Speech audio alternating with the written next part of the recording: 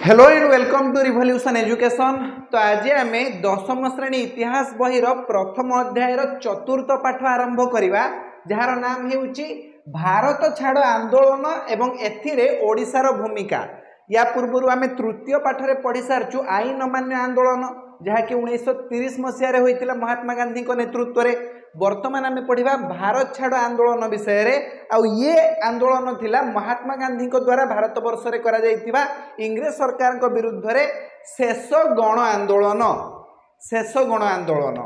अच्छा कहि परिबो महात्मा गांधी द्वारा भारत वर्ष रे करा जाइतिबा प्रथम गण आंदोलन रो नाम कोन थिला? जातीय स्तर रो प्रथम गण आंदोलन रो नाम कोन थिला? बिल्कुल ठीक, रावलत आईन विरुद्ध रे आंदोलन। आउ शेष गण आंदोलन कौन थिला? ये भी गोटे जातीय स्तर आंदोलन थिला ऑब्वियसली। तो शेष गण आंदोलन थिला भारत छाड़ आंदोलन जहाँकि 1942 मसीह संगठित होता। आस आम यार पृष्ठभूमि विषय जानिबा जे भारत छाड़ आंदोलन कहीं हला। अच्छा महात्मा गांधी तो इंग्रेज सरकार को विरुद्ध रे एते आंदोलन कले, बहुत सारा आंदोलन कले, आंचलिक स्तर में किसी आंदोलन कले, जातीय स्तर में किसी आंदोलन कले, गोल टेबुल बैठक में जोगदेले, आउ सेठी भारतीय मानकर राजनैतिक दाबी सबू रखिले, किंतु किछि भी फलप्रद हैला नाही। इंग्रेज सरकार कहिले जे तमे प्रथम विश्वयुद्ध रे आमको साहाय्य कर, या प्रतिबदल रे आमे तुमरो राजनैतिक दाबी पूरण करिवा, किंतु ता बदल रे कोन देले आमको? जालियानवाला बाग हत्याकांड हैला। तापरे महात्मा गांधी असहयोग आंदोलन कले, चौरी चौरा हत्याकांड जो जहाँकि अटकी गला तुम जानी सारच। अच्छा तापर आईन अमान्य आंदोलन है। आईन अमान्य आंदोलन विषय आम पढ़ी सारचु। ओडिशा रे केमती आईन अमान्य आंदोलन होता, ओडिशा रे आईन अमान्य आंदोलन सुदूर प्रसारी थिला, माने सफल होता है। या विषय आम प्रीवियस क्लास रे पढ़ी सारचु। तो आज आम जानिबा भारत छाड़ आंदोलन कहीं है। महात्मा गांधी कहले ना ये इंग्रेज सरकार को आउ असहयोग करिकी किंबा तांकर आईन अमान्य आंदोलन करिकी किछि लाभ नाही, किछि बेनिफिट मिलुनी। परिशेष में भारतीय मानक ही दुख कष्ट पीड़ा जातना सहियापी पड़ुची। छाड़ो छाड़ो, जाओ जाओ जाओ, चलिए चलिए अपना देश चलिए, निज देश को जातु, भारत छाड़ दियो पूरा, आउ सही होनी। तुम 200 जन इंग्रेज आसिक आमर 2 कोटी भारतीय मानक उपरे अत्याचार कल। प्रथम जेहेतु भारतीय मानक मध्य एकतार अभाव थिला, किंतु नाई एबे महात्मा गांधी नेतृत्व रे पूरा भारतवासी देशवासी एकत्रित हो सारी। एबे छाड़ बाबूरे आउ आउ शासन करिपारिबो नाही, तमे आमको जाओ निज देश को जाओ। भारत छाड़ आंदोलन थिला ब्रिटिश शासन विरुद्ध रे महात्मा गांधी शेष गण आंदोलन। भारतीय स्वाधीनता संग्राम सम्राट महात्मा गांधी यही आंदोलन माध्यम इंग्रेज सरकार को भारत छाड़िया आह्वान देइथिले। अगस्ट मासरे होइथिबा एही गण आंदोलन तीव्रता और व्यापकता एते अधिक थिला जे इतिहास रे यह अगस्ट विप्लव नाम रे परिचित हैला। तो ये भी तुम शॉर्ट क्वेश्चन आस जाई परिबो जे निम्नलिखित मध्यरु केउ गण आंदोलन को अगस्ट विप्लव बोली मध्य कहा जाए। 4टा ऑप्शन तुमको दे देथिबो, आईन अमान्य आंदोलन, असहयोग आंदोलन, भारत छाड़ आंदोलन ना रावलत आईन विरुद्ध रे आंदोलन। एमिति तुमको 4टा ऑप्शन दे देथिबो। तो तुम कौन लिखिबो? भारत छाड़ आंदोलन को अगस्ट विप्लव बोली कहा जाए, कहीं ये अगस्ट मासरे आरंभ होइतिला। वर्तमान देखि नबा आंदोलन रो पृष्ठभूमि विषय रे, माने आंदोलन केमिति कोन आरंभ हैला से विषय जानवा। ठीक अछि, तार पृष्ठभूमि केमिति तयारी हैला देखो। 1939 ख्रीष्टाब्द सेप्टेम्बर मास 3 तारिख रे ब्रिटिश सरकार जर्मनी विरुद्ध रे युद्ध घोषणा करने द्वारा द्वितीय विश्वयुद्ध आरंभ होता। तुम जान द्वितीय विश्वयुद्ध 1939 मसीह आरंभ होता, 1945 मसीह शेष होता। 1945 मसीहा अगस्ट 6 और 9 तारिख रे जेतेबेले जापान 2टा बड़ सहर हिरोशिमा और नागासाकी रे अमेरिका कौन कला? परमाणु बोमा पकेला। से 2टा परमाणु बोम रो नाम भी तुम चाहिए मन रखी पार, लिटिल बॉय और फैट मैन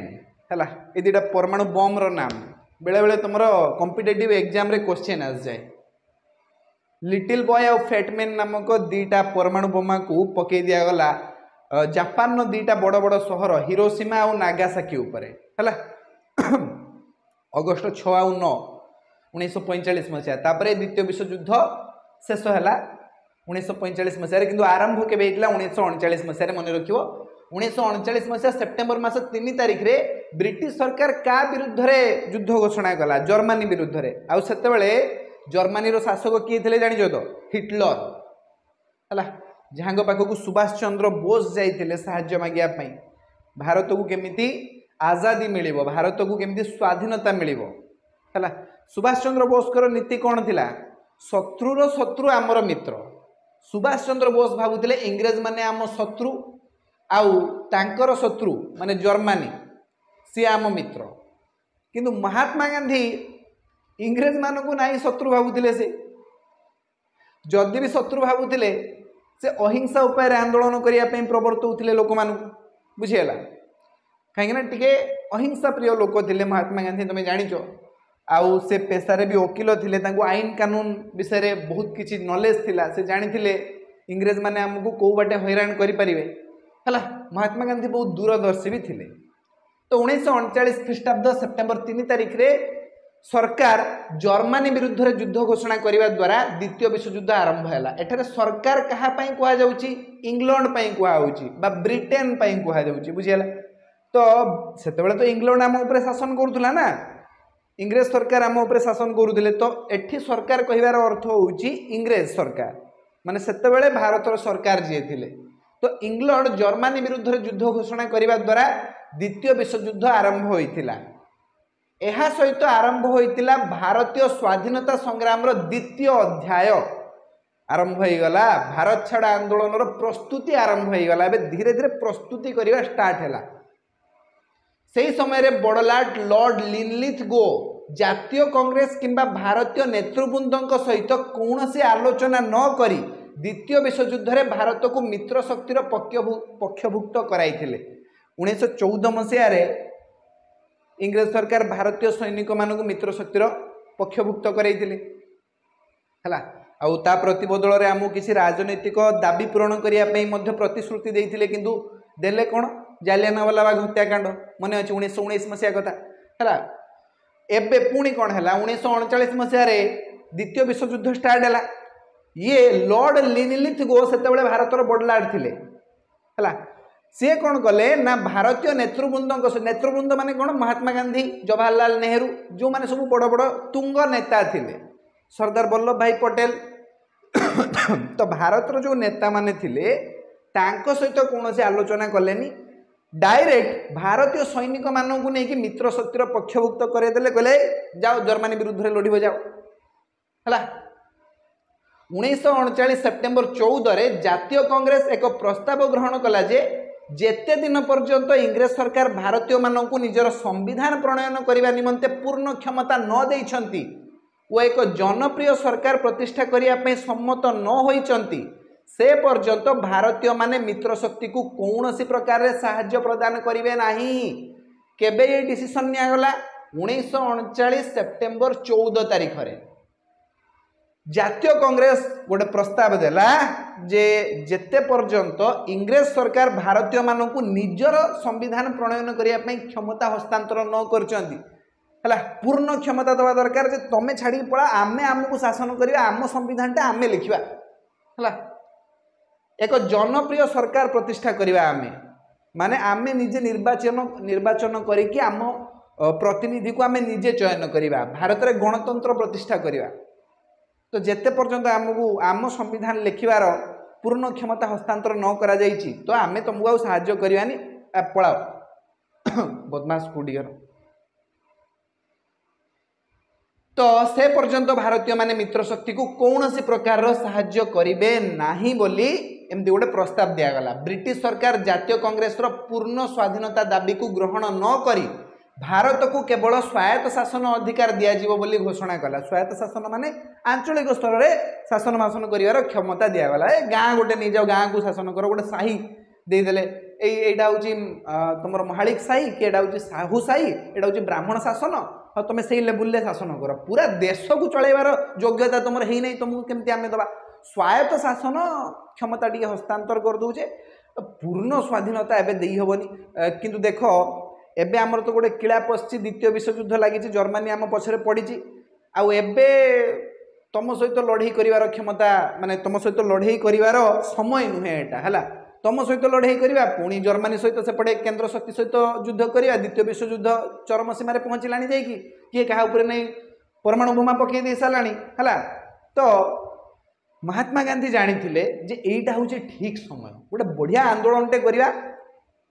जहाँफल कि ये इंग्रेज सरकार भारत को छाड़ी चली जाए है नई पड़ी जी बेले विधाय मार से बेले जिते देखो शत्रु नई पड़ी से समय विधाटे मार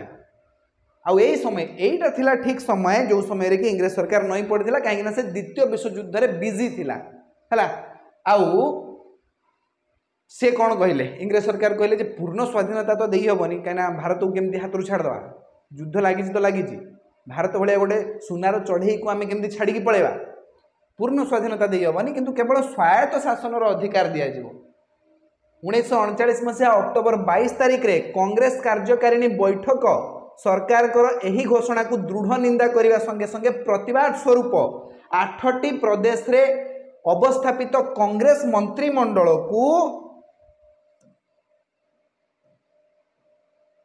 इस्तीफा देवाई निर्देश देला है तो कौन करागला देख 1939 मसीहा अक्टोबर 22 तारिख रे कांग्रेस कार्यकारिणी बैठक बसिला से कहले सरकार जो कहते आमको पूर्ण स्वाधीनता देवेनी पूर्ण स्वराज देवेनी ता प्रतिबदल में आमको किसी स्वायत्त शासन अधिकार देदेवे ये डिसीजन को मु पूर्ण निंदा करुच्ची है कांग्रेस कार्यकारिणी कमिटी कहला नाई नाई ये डिसीजन ठीक नुहे ये निष्पत्ति ठीक नुहे यहाँ आम मानवा ना आमको पूरा स्वाधीनता दरकार है इतिमध्य द्वितीय विश्वयुद्ध प्रारंभ समय जर्मनी त्वरित बेगर सफलता हासिल कर इंग्लैंड आक्रमण करने अग्रसर है तुम जान हिटलर नेतृत्व में से द्वितीय विश्वयुद्ध लड़ुला जर्मनी आ जर्मनी से बहुत ताकतवर थिला एबे जर्मनी कौन कला ना त्वरित बेगर सफलता हासिल कर इंग्लैंड आक्रमण करने अग्रसर है इंग्लैंड रे जटिल परिस्थिति दृष्टि गांधीजी तांको मनोभाव कोहल कले किंतु एटी महात्मा गांधी टिके भूल करदे तुम देखीच जे इंग्लैंड एवं धीरे धीरे हारिया जाऊँगी जर्मनी आक्रमण कर सारा तो आमे जदि जर्मनी सहित हाथ मिलई दे थांते वर्तमान भारतीय सैनिक माने जाइकी जदि जर्मनी को साहाय्य करिथांते ताहले जर्मनी निश्चित भाव में आमको स्वाधीनता प्राप्त करिवारे साहाय्य करथांता महात्मा गांधी कहले नाई इंग्रेज सरकार तो आमको शासन करते आ केते भल सरकार आमको पिटिले मानले कौन है आम सरकार केते भल सरकार सुना सरकार है तो एमती कहीकि से कौन कले कोहल करदे आउ थाउ आउ आंदोलन करवा ना आमर इंग्रेज सरकार के ऊपर पूरा जर्मनी आक्रमण करुच्ची सेपटे आमे भी एपटे आंदोलन करवा से केते संभाळिबे है तो इंग्लैंड रे जटिल परिस्थिति दृष्टि गांधीजी तांकर मनोभाव कोहल कले जातीय कांग्रेस कार्यकारिणी कमिटी दुईटी शर्त ब्रिटिश सरकार को साहाय्य करने निष्पत्ति नेला तो जातीय कांग्रेस जो कार्यकारिणी कमिटी थिला से दीटा शर्त अच्छी आमर केतरा शर्त अच्छी दीटा शर्त अच्छी दीटा शर्त आम इंग्रेज सरकार को साहाय्य करवा जितेबाला कि ये शर्त मर्त किसी रखार आवश्यकता नाला टोटाल साहाय्य करवा ना है किंतु कांग्रेस कार्यकारिणी कमिटी कौन कहला जे दीटा शर्त रखुचे जब दीटा शर्त परिपूर्ण करदे तुम जान से धोखाबाज सरकार तुम शर्त से पूर्ण कर प्रथम शर्तटी थिला युद्ध समाप्ति पर ब्रिटिश सरकार भारत को पूर्ण स्वाधीनता प्रदान करेंगे ये थिला फास्ट शर्त जे द्वितीय विश्वयुद्ध जेते शीघ्र सर तमें भारत छाड़ी पलैब आमको पूरा स्वाधीनता देदेव द्वितीय शर्त कौन थिला देखिबा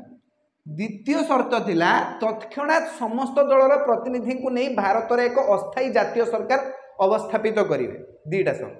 प्रथमे कहले आमको फुल स्वाधीनता दे दियो कंप्लीट इंडिपेंडेंस आमको दरकार कंप्लीट फ्रीडम दरकार सेकेंड रे कहले तमें तो छाड़ी पलैब एबे भारत को शासन करिवो किए द्वितीय रे से कहले तत्क्षणात माने सांगे सांग समस्त दलर प्रतिनिधि को नहीं भारत रे गोटे अस्थायी जातीय सरकार अवस्थापित करिवो आम देशर लोक जेमिति आमको शासन करिवो तमें पळा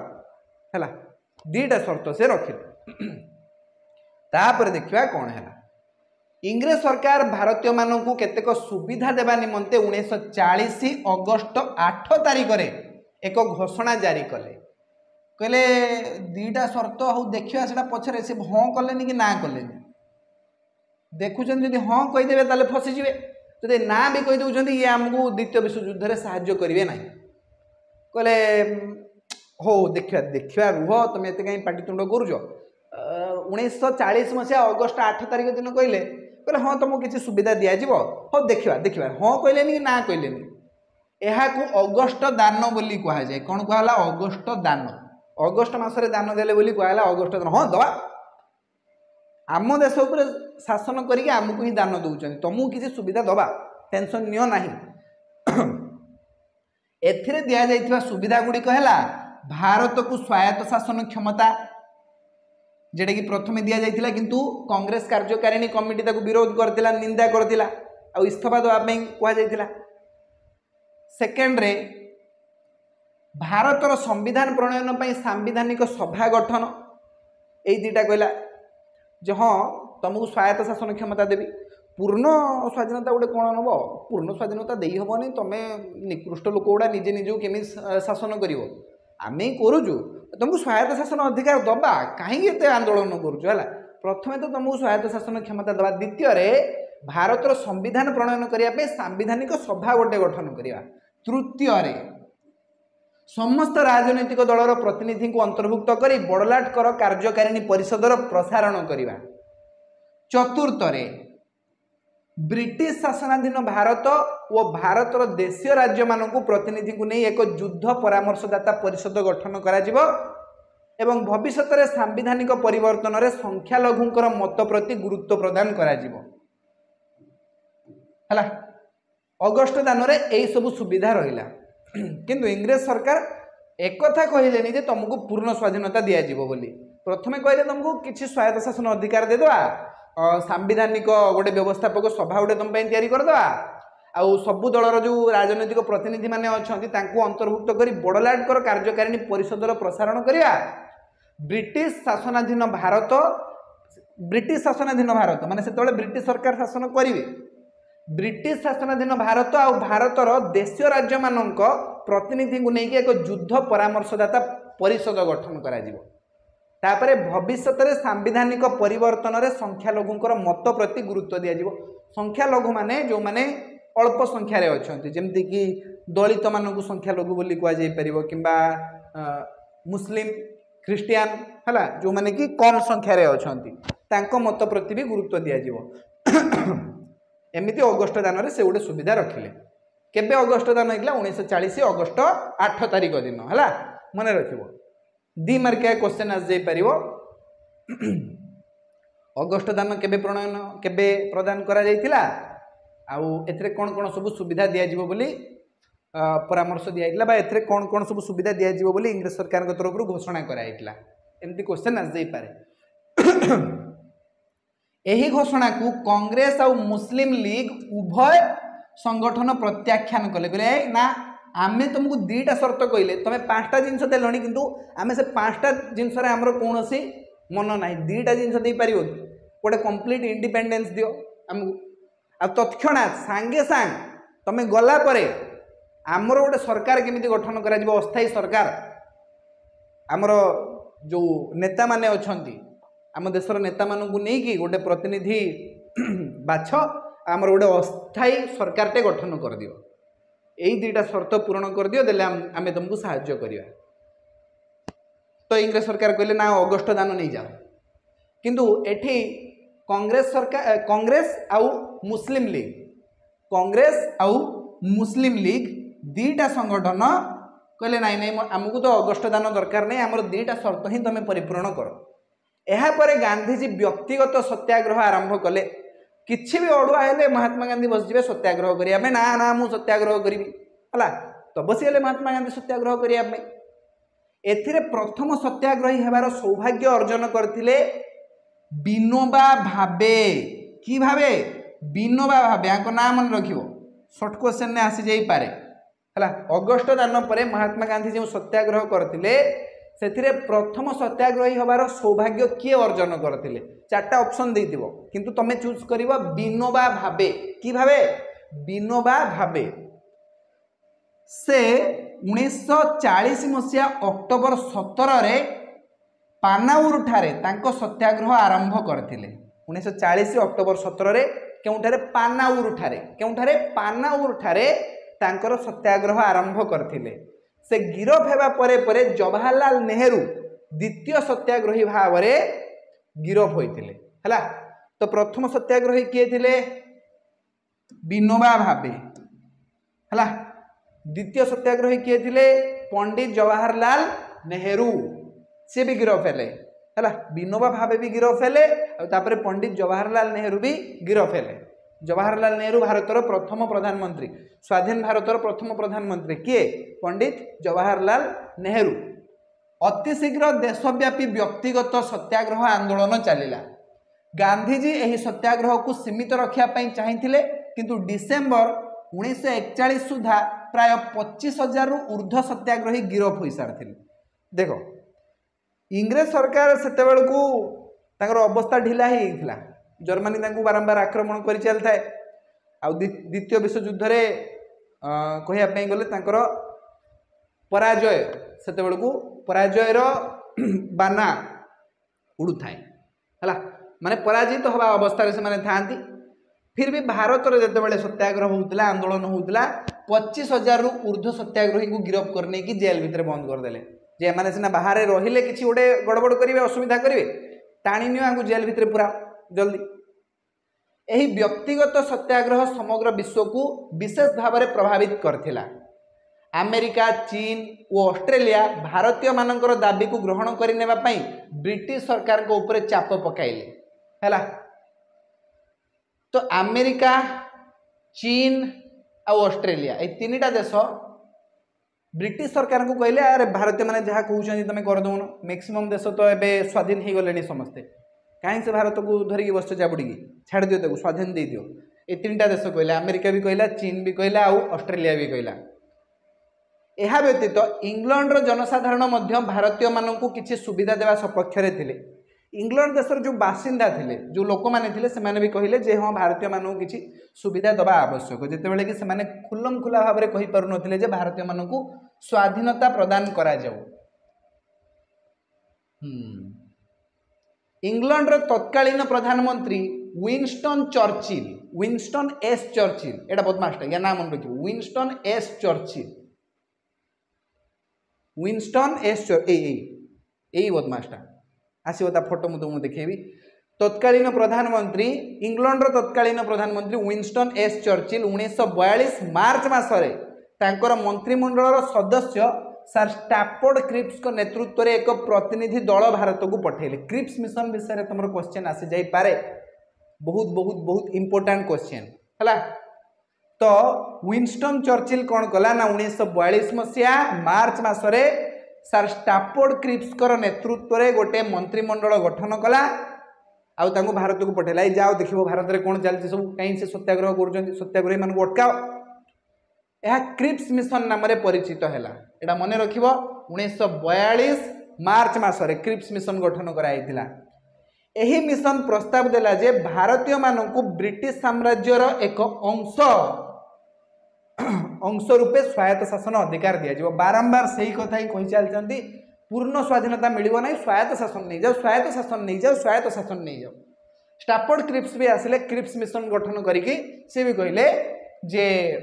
स्टैफोर्ड क्रिप्स एपटे अच्छी ये कथाटा ये चंदाटा हूँ तुम स्टैफोर्ड क्रिप्स ये किए अब स्टैफोर्ड क्रिप्स हाँ ये तुम स्टैफोर्ड क्रिप्स आउ एठी तले अच्छी टोपी पिंधि तुम विंस्टन चर्चिल काड़गला एटा बदमाशटा ये तुम विंस्टन चर्चिल किए ये विंस्टन चर्चिल ये स्टैफोर्ड क्रिप्स को पठेला भारत को क्रिप्स मिशन गठन करी है पुणी कहला स्वायत्त शासन दब बारंबार खाली कहे स्वायत्त शासन नियो स्वायत्त शासन नियो आमको पूर्ण स्वाधीनता दरकार ना स्वायत्त शासन नियो सब बेले खाली स्वायत्त शासन नियो। भारतवासी निजपाई संविधान प्रस्तुत करिवार अधिकार पाइबे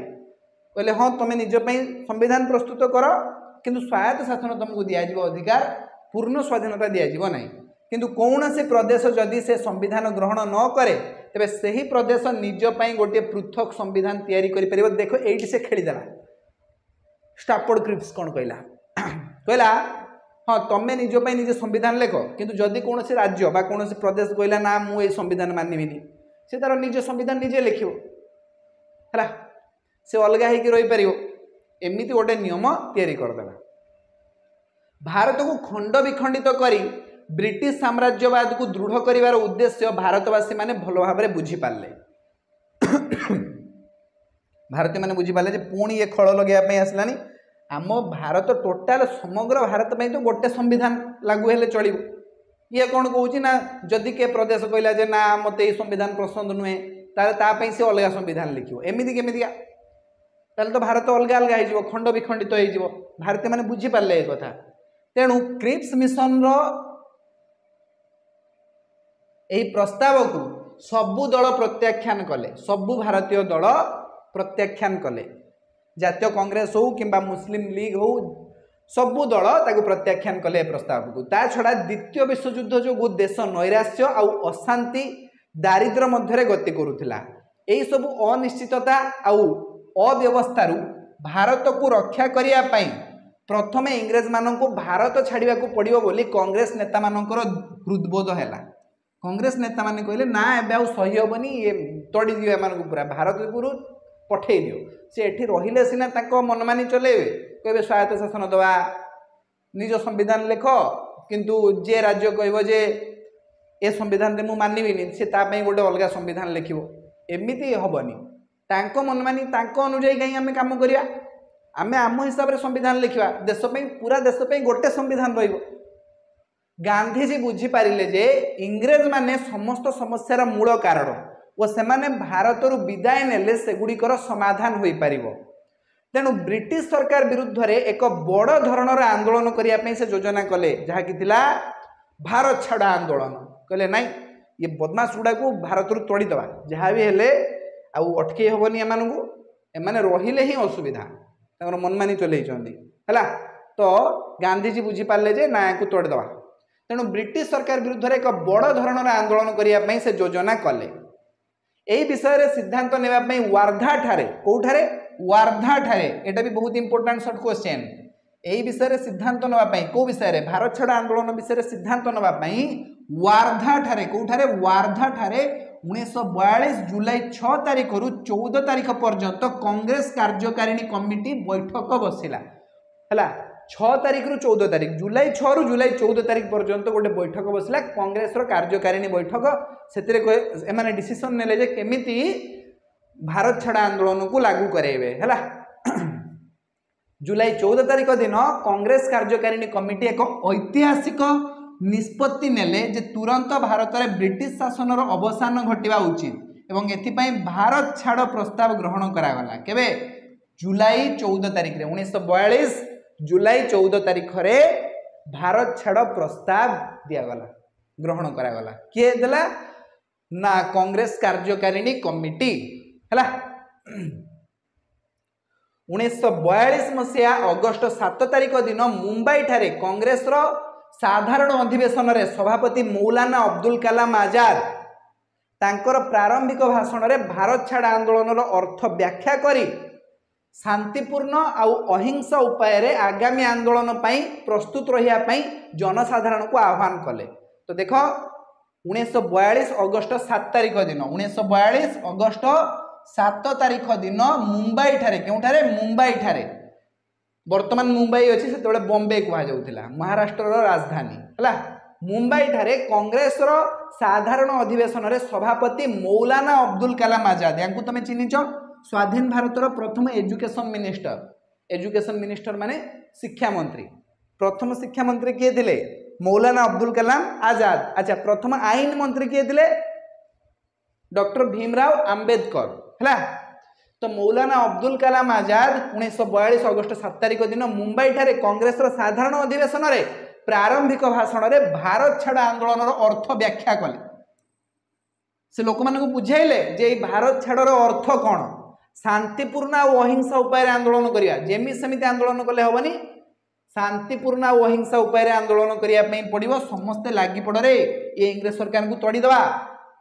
आगामी आंदोलन प्रस्तुत रही जनसाधारण को कहले आगामी आंदोलन माने कौ आंदोलन कथा कहुच्छी भारत छाड़ आंदोलन कथा कहुच्छी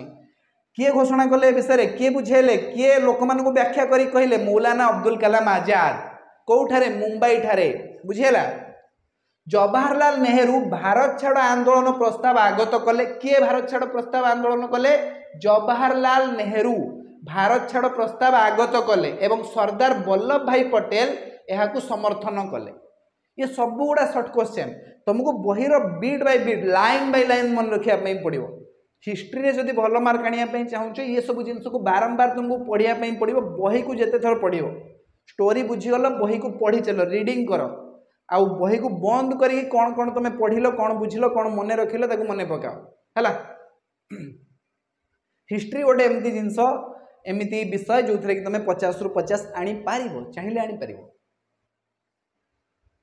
अगस्ट 8 तारिख दिन विपुल उत्साह और उद्दीपन भारत छाड़ प्रस्ताव को कांग्रेस अनुमोदन कला। अगस्ट 8 तारिख दिन है विपुल उत्साह और उद्दीपनार सहित भारत छाड़ प्रस्ताव को कांग्रेस अनुमोदन कला। गांधीजी देशवासी को उद्बोधन दे कही स्वाधीनता आमर प्राप्य आम अधिकार से गोटे मंत्र अच्छी कर बा मर डू और डाए। डू और डाए मंत्र किए देते महात्मा गांधी है। वर्तमान आम पाखे समय आस जाइए डू और डाए कर बा मर तोड़ीदे एम कि भी करके रखानी एम एवं समय आस जाइए इंग्रेज सरकार को आम तोड़ीदे आम देश में रही दबा ना। आम मातृभूमि को आम स्वाधीन करिया किंबा से मरिबा। आम मातृभूमि को आम स्वाधीन करिबा किंबा से मरीजा बुझीगला। एबे देखिबा भारत छाड़ आंदोलन कार्यक्रम गुड़िक कौन थिला। भारत छाड़ आंदोलन कार्यक्रम है महात्मा गांधी कौन करने देशवासी को प्रवर्तई जमती आम देखीलु जे असहयोग आंदोलन किसी कार्यक्रम थिला आईन मान्य आंदोलन भी किसी कार्यक्रम थिला से भाया भारत छाड़ आंदोलन भी किसी कार्यक्रम थिला से विषय देखिनवा। भारत छाड़ आंदोलन समय निम्नलिखित कार्यक्रम मान ग्रहण करा जायतिला कौन कौन देख। प्रथम कार्यक्रम थिला श्रमिक और कृषक माने भू राजस्व देवा बंद करदे। इंग्रेज माने टंका पाइले सिना आम उपर अत्याचार करेंगे भू राजस्व टोटाल दियोनी है। जमी पाई टैक्स देवा किछि दरकार नाही। लैंड टैक्स जोटा को कहा जाए ताकू दिया जीवो नाही। को माने देबेनी श्रमिक माने आ कृषक माने। श्रमिक माने आ कृषक माने टैक्स देबे नाही भू राजस्व देबे नाही बंद कर दियो टोटाल। सेकेंड कथा कहला कार्यक्रम रे इंग्रेज कर्मचारी मानू कौन सी खाद्य पदार्थ बिक्री करा जीवो नाही है। भारतीय माने इंग्रेज सरकार को बा इंग्रेज कर्मचारी मानू बा इंग्रेज लोक मानू किछि जिंस बिक्री करनी खाद्य पदार्थ ताकू दियोनी। 3 नंबर कथा कागज नोट ग्रहण करा जीवो नाही। कागज नोट आमे ग्रहण करिवा नाही। सेतेबेले इंग्रेज सरकार जो कागज नोट दौथिले से माने जो भारत में प्रचलन करथिले कागज नोट तो कांग्रेस कहला जे नाई आमे से नोट को ग्रहण करिवानी आमे निजर कौड़ी व्यवहार करिवा नले आम टंका व्यवहार करिवा तुम कागज नोट को आमे ग्रहण करिवा नाही। 4 नंबर कार्यक्रम नियागला रास्ता घाट जानवाहन टेलीग्राफ और रेल विभाग को अचल कर दिया जिवो जहा फल इंग्रेज सैन्य मानू रोका जाई पारिबो है। पूरा टोटाल धर्मघट करदेले रास्ता घाट जानवाहन टेलीग्राफ रेल विभाग ये सब को अचल कर दिया जिवो किछि चल प्रचल हो पारिबो नाही। इंग्रेज सरकार भावर आदान प्रदान करने कौन मध्यम ना पाखे टेलीग्राफ बंद कर दिगला रास्ता घाट जानवाहन सब बंद कर दिगला रेल लाइन को अचल कर दिगला रेल गाड़ी जावासवा करना थाना कोर्ट और जेल खाना को भारतीय मानकर आयत्त रखा सबू एवं भारतीय मान कहले आम नहीं जा निज हाथ को तुम्हें दियो कि न दियो आम छड़े नवा तुम पाखु है देख एबे टे कठोर कार्यक्रम मान ग्रहण करागला एज कंपेयर टू जदि तुम देख सिविल डिसओबीडियंस मूवमेंट बा असहयोग आंदोलन और आईन मान्य आंदोलन है ये तुलन टे जो देखा भारतीय भारत छाड़ आंदोलन जो थिला से कठोर कार्यक्रम निया थाना कोर्ट जेल खाना ये सब भारतीय मान आयत्त रहिबो।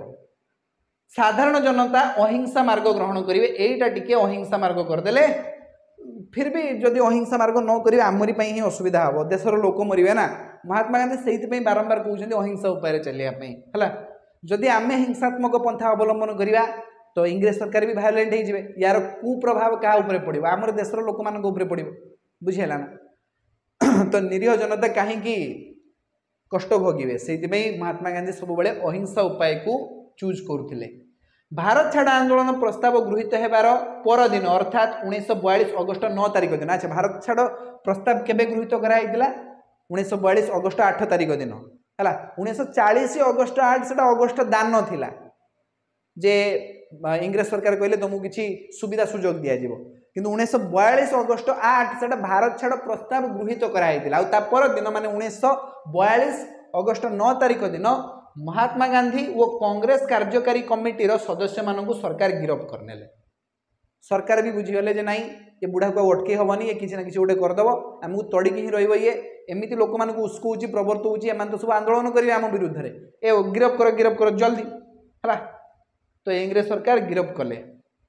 गांधीजी को पुणे ठारे आगा खां प्यालेस रे बंदी करके रखागला एटा भी मन रखिबो गांधीजी को कोठी बंदी करके रखागला भारत छाड़ आंदोलन समय रे पुणे रो आगा खां प्यालेस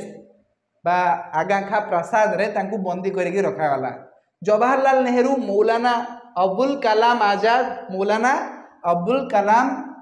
आजाद जे कि भारतर प्रथम एजुकेशन मिनिस्टर थिले तांको कोठी बंदी करके रखागला कोठी तांको जेल भितर पुरी के रखागला जे बी कृपालिनी गोविंद वल्लभ पंथ आउ अन्यान्य नेतृवृंद को तत्कालीन बॉम्बे प्रदेश अहमदानगर दुर्ग रे रखागला महात्मा गांधी को अलग जगह रखिले गोटे सेपरेट जगह पुणे रो आगा खा पैलेस रे रखिले किंतु जवाहरलाल नेहरू मौलाना अबुल कलाम आजाद जे बी कृपालिनी गोविंद वल्लभ पंथ आउ अन्यान्य नेतृवृंद को तत्कालीन बॉम्बे प्रदेश अहमदाबाद दुर्ग रे रखागला अहमदाबाद नुहे अहमदाबाद तो गुजरात रे अच्छे ये तुम मुंबई रे तुम अहमदनगर दुर्ग रे रखागला अहमदनगर मन रखिबला डॉक्टर राजेंद्र प्रसाद को पाटना ठारे गिरफ्त करी बंदी करके रखागला डॉक्टर राजेंद्र प्रसाद को चिन्ह तुम किए भारतर प्रथम राष्ट्रपति स्वाधीन भारतर प्रथम राष्ट्रपति तांको पाटना ठारे गिरफ्त करके बंदी करके रखागला से बिहार लोक थे पाटना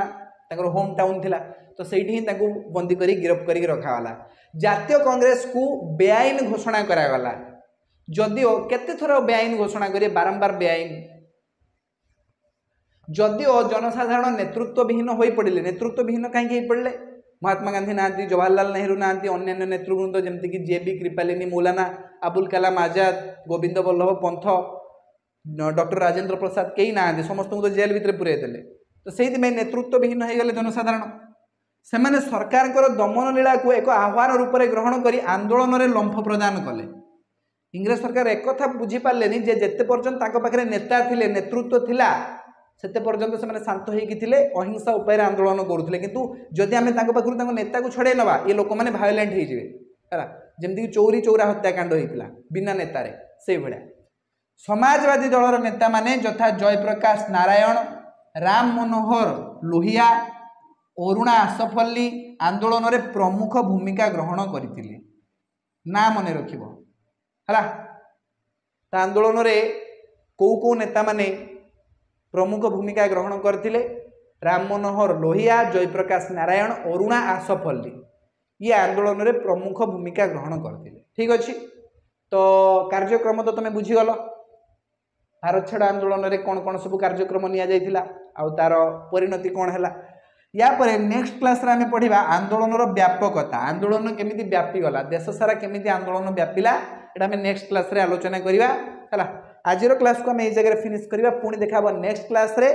सेते पर्यंत टाटा bye bye thank you so much.